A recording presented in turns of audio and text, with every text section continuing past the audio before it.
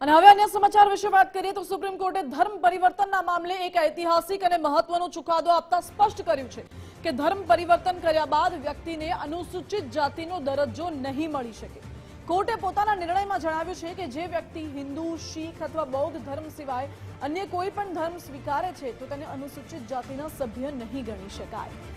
અદાલતે ખાસ સ્પષ્ટતા કરી છે કે જો કોઈ વ્યક્તિ ખ્રિસ્તી ધર્મ અપનાવે છે તો તેને SC/ST એક્ટ હેઠળ મળતા રક્ષણ કે લાભનો અધિકાર નહીં મળે। આ જ મુદ્દે વધુ વિગતો સાથે સહયોગી વિજય દેસાઈ જોડાઈ ગયા છે। વિજય, સુપ્રીમ કોર્ટે મહત્વપૂર્ણ બાબતને લઈને સ્પષ્ટતા કરી છે, શું અપડેટ?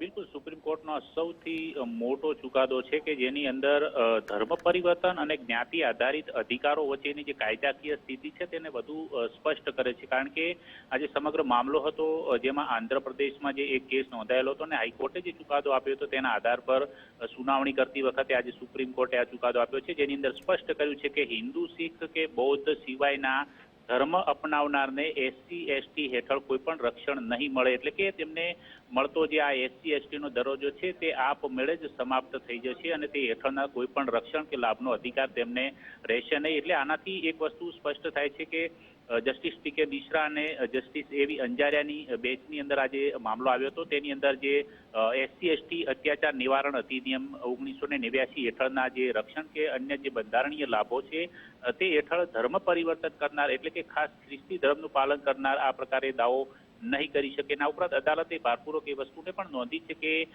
આનાથી ધર્મ પરિવર્તન કરવાથી અનુસૂચિત જાતિનો દરજ્જો છે તે આપોઆપ સમાપ્ત થઈ જશે। એટલે કે જૂની જ્ઞાતિના આધારે કોઈ હકદાર રહેશે નહીં આ પ્રકારના લાભો મેળવવા માટે। કારણ કે એક તરફ જ્યારે અનેક વિસ્તારોની અંદર આપણે જોઈએ છીએ કે ધર્મ પરિવર્તન કરાવવામાં આવે છે બળજબરીપૂર્વક અને તેને આધારે ઘણા વિવાદો પણ થાય છે, એ અરસાની અંદર ધર્મ પરિવર્તન કરનાર વ્યક્તિ પોતાની જૂની જ્ઞાતિના આધાર પરથી એના અધિકારો છે તે મેળવતા હોય છે। પરંતુ આ બાબતે હવે આ તમામ બાબતો છે એ કાયદાકીય સ્થિતિ સ્પષ્ટ થવાને કારણે ઘણી બધી બાબતો છે તે સ્પષ્ટ થઈ જશે અને આના આધાર પર સુપ્રીમ કોર્ટે આજે મહત્વપૂર્ણ ચુકાદો આપ્યો।